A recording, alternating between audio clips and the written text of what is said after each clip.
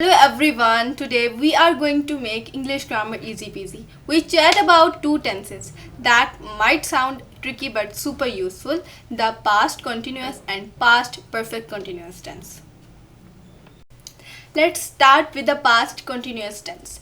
These tense help us to talk about actions that were happening in the past at a specific moment.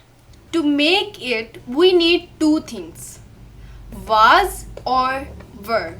That's the past of to be and the ing form of the action word.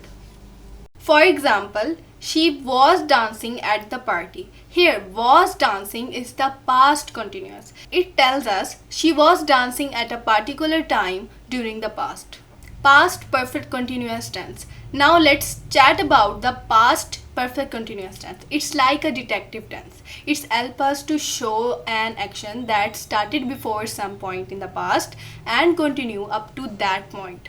To cook up this tense, we need three ingredients: had, past of to have, been, and ing form of the action. For example, he had been playing for hours before bedtime.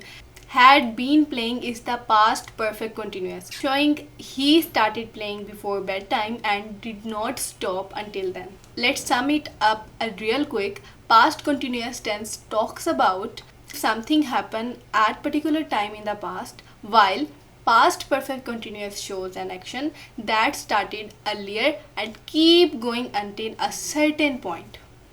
There you go students, past continuous and past perfect continuous, easy as a pie, right?